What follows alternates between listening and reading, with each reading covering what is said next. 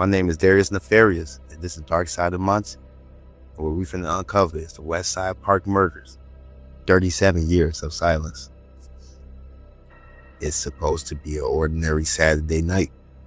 Two teenagers, a parked car, a place everybody in town knew about.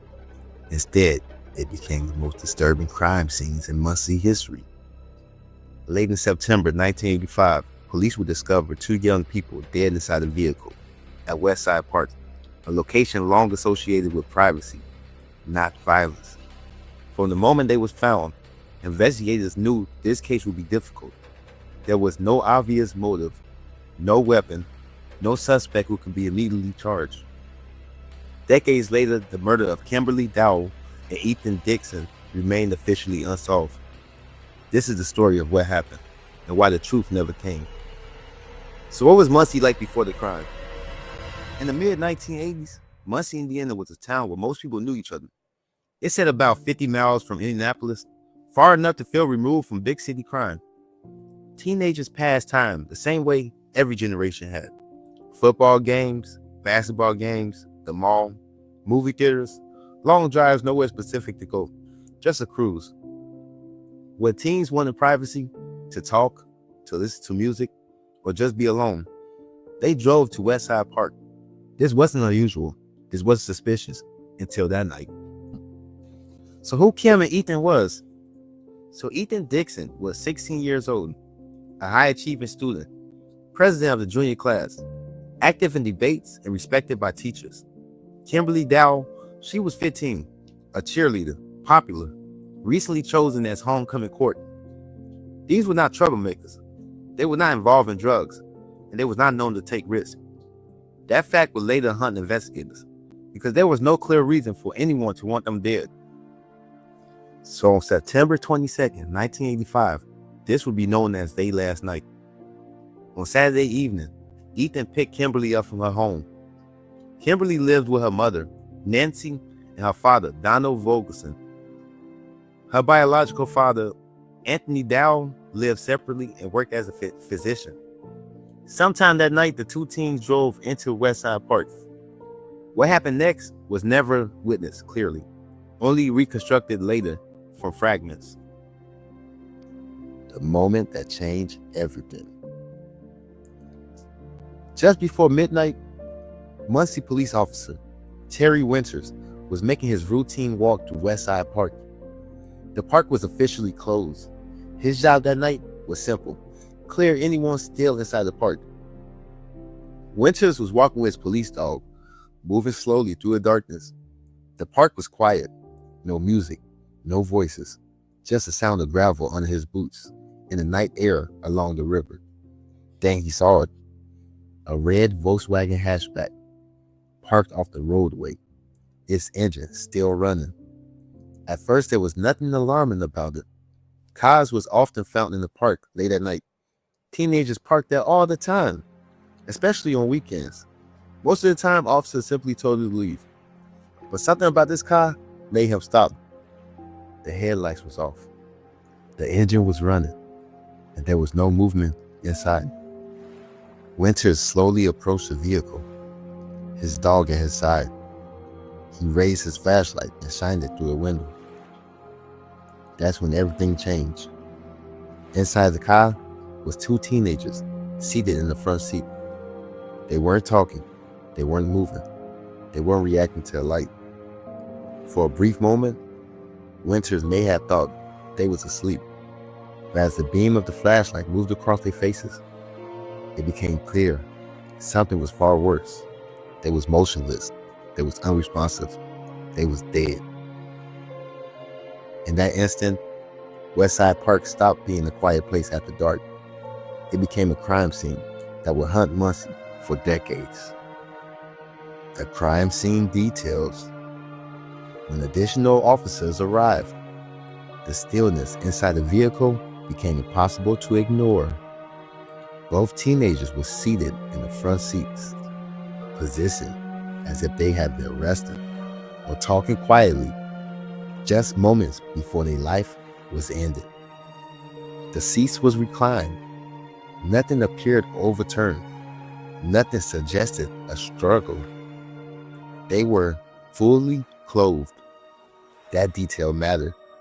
There was no signs of sexual assault. No evidence that this crime was opportunity for lust. There was no signs of a robbery. Wallets, personal items, and belongings were still inside the vehicle. Whatever happened that night, it wasn't about theft.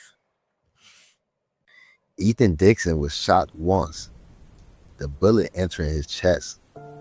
The round traveled through his vital organs, damaging his heart and lungs, causing internal injuries and severe blood loss.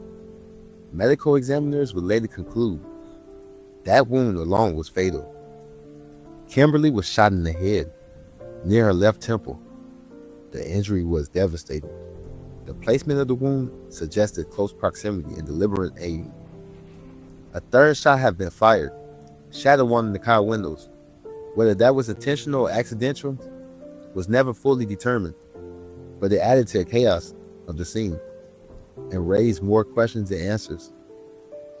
Inside the car, investigators discovered a knife resting on the dashboard. Beneath Ethan's body, they found a gun holster, but the firearm itself was gone. That absence would become one of the most troubling aspects of the case. The holster suggested a weapon was present, possibly inside the vehicle, yet the gun had vanished without a trace. No shell casing was immediately found. No weapon was recovered, and no clear explanation emerged as to how or why the gun was removed. Every detail raised more questions. Why bring a weapon into the vehicle? Why leave the holster behind? Why fire a third shot? What was meant to happen that night? What went wrong? As the crime scene was secured and the park fell silent again, one thing was already clear to investigators. This was not a random act, and whoever did this walked away into the darkness. In the hour and days after the murder, police began asking questions. Some people said they saw other people near the vehicle around the time of the shots. Few witnesses mentioned seeing more than one person in the area. Others talked about cars driving through the park that night. But there was a problem. No one could clearly describe who they saw. No names, no clear faces, no solid details. The information was vague, and much of it conflicted with one another. The next day, autopsies was performed. But they was not performed by experts, I guess. It was performed by mostly funeral home directors. But the next day, both teenagers was tested for alcohol and drugs. There was no alcohol in their system, and no illegal drugs was found. That ruled out some early rumors almost immediately. Police then turned to the public for help. Then the tips began to pour in. People called with suspicions about neighbors, classmates, co-workers, even family members. Some claimed they heard confessions. Others said they had been acting strange after the murder. But many of these tips did not match one another. Timelines didn't add up. Stories changed, names came and went. Investigators followed lead after lead until the dead end hit. At the time, police also used investigative tools that was considered acceptable in the 1980s, but are now widely questioned. These were polygraph tests, often called lie detectors, and hypnosis, to help witnesses remember details. Today, both methods are known to be unreliable. Polygraphs can be affected by stress, fear, and confusion. Hypnosis can cause false memories instead of real ones. Looking back, these techniques may have added more confusion than clarity. From the very beginning, the investigation was surrounded by uncertainty. There was no clear suspect, no clear motive, no physical evidence that pointed in one direction. As days turned into weeks, the uncertainty only grew. Attention soon turned towards Kimberly's stepfather. A deputy marshal claimed to have seen him in the park, but his statements changed over time. Donald was questioned extensively. He passed the polygraph. He was never arrested. Years later, Donald would state that the police focused on him too much, and that this fixation prevented investigators from finding the real killer. Kimberly's father would later say to the public that he did not believe Donald was responsible. Despite this, suspicion still lingered, especially in a town where rumors spread faster than evidence. As the years passed, no arrest was made. One name kept coming up again and again: James Swingley. About a year after Kim and Ethan was killed, Swingley was stopped by the police during a traffic stop. During that stop, he gave police a false name. The name he used was Dixon, the same last name as Ethan. That detail immediately raised concern. At the time, police did not have enough to arrest him, but the encounter stayed in their record. And as time went on, more information about Swingley began to surface. Several people later came forward and told the police that Swingley had bragged about killing 2 teenagers in the park. Some said he talked about it as if it was casual. Others said he used it as a threat during arguments. None of those statements came with physical proof, but the number of people making a similar claim kept his name in circulation. Not long after, Swingley left Indiana and moved to Florida. While in Florida, he was arrested for an unrelated incident after holding a knife to a man's throat. The arrest caused police in Indiana to look at him again, especially given the violent nature of the offense. Informants later told investigators that Swingley claimed the Westside Park murders happened during a drug deal that went wrong. According to those accounts, a gun was present, shot, and fired, and the situation quickly spiraled out of control. To investigators, that story seemed to match some of the parts of the crime scene, especially the missing gun and the holster left inside the vehicle. Even so, there was still a major problem. Police could not find physical evidence connecting Swingley to the Westside Park murder. No fingerprints, no weapon, or no DNA. Without that evidence, prosecutors could not move forward. Years later, Swingley would be arrested again, and this time for a much more serious crime. So in November of 1996, Brian Ingalls was murdered in Muncie, Indiana. Swingley was charged to the case. Investigators said Ingalls was killed during a violent confrontation, and the evidence against Swingley was strong enough to take the trial. Swingley was found guilty of that murder and sentenced to decades in prison.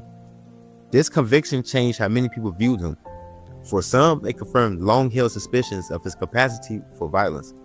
For others, it raised a painful question on whether he got away with something like this before. Years later, detectives revisited the Westside Park evidence and tested DNA found in that gun holster. The results did not match Swingley. That result once again stalled the case. Despite the rumors, the statements, and Swingley's latest murder, investigators could not legally tie him to the death of Kim and Ethan.